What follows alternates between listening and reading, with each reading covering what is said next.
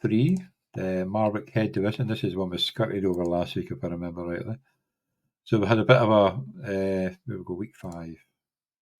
The Peterhead Bloody Jets getting their first win of the season with 233.48 up against the Nottingham Rebels, 153. London Eagles, their third win in a row, 181.01 up against the Gorgie Vikings, 141.4964. Guildford Raptors now 2-3, 243.40 against the now 3-2, 167.19 Wakefield 49ers. The Darlington Dragons, 193.65, now go 2-3 against the Sandbag Satans, 191.71. So that was a close one. They are now 3-2. The Norwich Mustard Men, who are the top of the division, are now 235.59 against the normally highest, well, still high scoring, but normally the highest scoring. Chester Hurricanes 206.32, so they go 3-2. Pork's 100 Cavic Porkers 176.78 against the highest scorer in the division. The Birmingham Master Chiefs, UNC, 266.39. So he's now going 4-1 as well. Bit of a mouthful, that one. So there's again 4-1's leading, so everyone's lost in this division. Is there any O's at the bottom? No, I don't Groty's at think the bottom with anyone's. 1-4. So Yep. So I mean that the thing about this division, it's so tight that bottom's only 3 wins off top.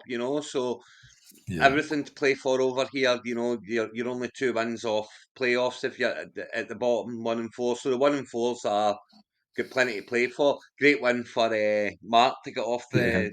the mark last week, and a good score as well with 235 points. So it shows that, I and know if they were on 2 wins, they'd be sitting in 7th with the scoring because they're we're, look, 877 points. So.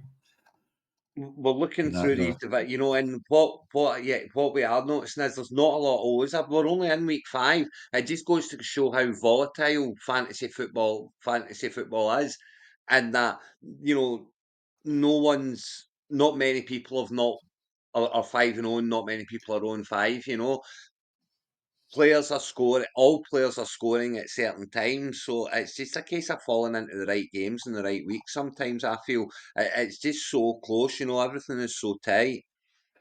Yeah, he did have Burrow come on up, and then he had Ayuk finally turning up. He must have picked up Tolbert. He played Tolbert. That was a good one. 25 points. Udunzi got 11. George Kittle, who's 34.6.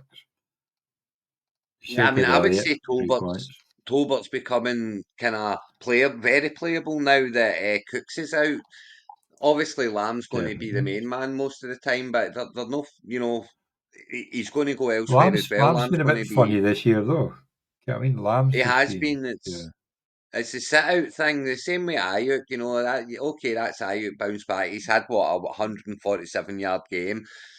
That's yeah. what you're supposed to do when you're the 10, when you're in the top 10 kind of paid wide receivers in the game. You're supposed to be doing that every single week. So we'll see how he Well, goes it's on now preseason. if that's his kind of coming out party and he's going to kick on now. You'd like to think so, but I mean that Niners team just looks disjointed at the moment. It really does. I know. It's amazing how they miss McCaffrey and his It's tendons. well, missing him massively, but even without McCaffrey, you would have thought that they would be good enough. Mason's plugging away at running back fine. That's not the Yes, but problem. Purdy's the thing is, balling out. That's all McCaffrey does everything. You mean he does the catching as well as the running, and he does, Mason's more of and a runner than a catcher. So it goes to show yeah, you how much that teams miss a player like that. So, but yeah, I mean, I hope that could be his coming out party. Obviously, we'll find out tonight when they I play think Seattle. Debo's going to have a good game tonight. He does look playing against the Seahawks. So, but then the Seahawks should run the ball like to death tonight. But whether they do or not I is a would different think matter. so. Yeah, I mean, When you've got Walker's Walker and Walk. Charbonnet, they both should be running like hell, just running through them, pummel them. But And then they'll you've probably try got and air the ball out. And the 49ers defense, when where it comes to passing, is pretty bloody good. where are you sitting So with Marvin Harrison at the moment? I mean, he's had a couple of decent weeks, but he's it's rookie wide receiver, and he's showing his rookiness.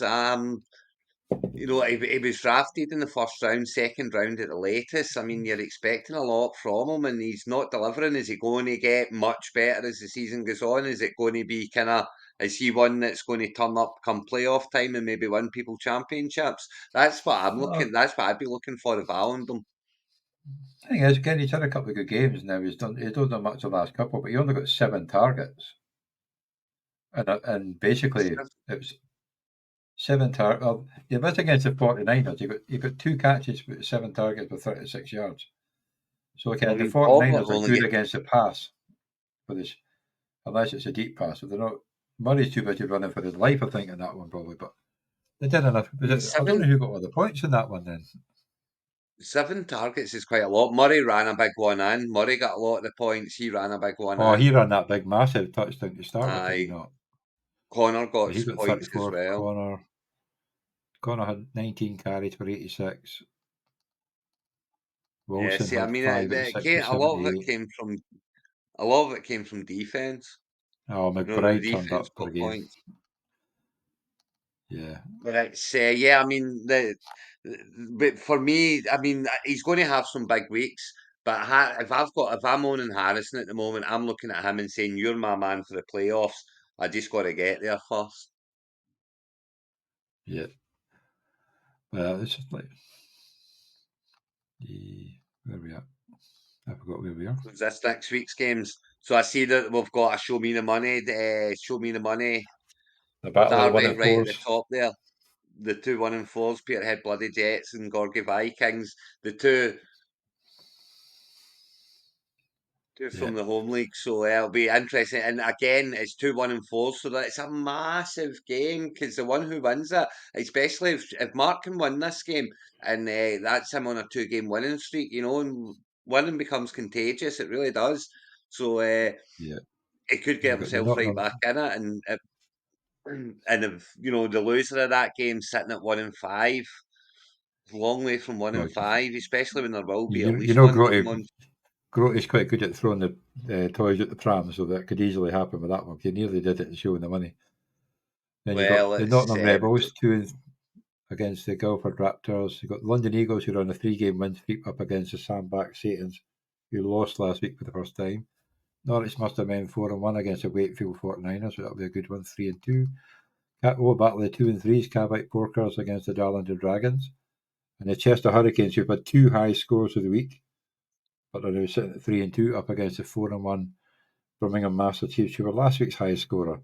So that should be a good game too, even with the bye week. So big games for Sandbach Satans and Chester Hurricanes as well. At 3-2, 3-2, you're fine. And if you lose the game, you go 3-3. You're only 3-3. That's fine. 6 weeks in, nearly halfway through the season, and you're 50%. Happy days. But you're playing against the 4-1 teams. The two 4-1 teams, and you don't want them getting you lose away. this one, and all of a sudden you're 3-3, but they're 5-1. Yeah, and It's a big 5-1 swing looks that. good. Whereas, you win it, you're 4-2, they're 4-2. It's a 2 game swing, so big games for those two teams as well this week. Definitely.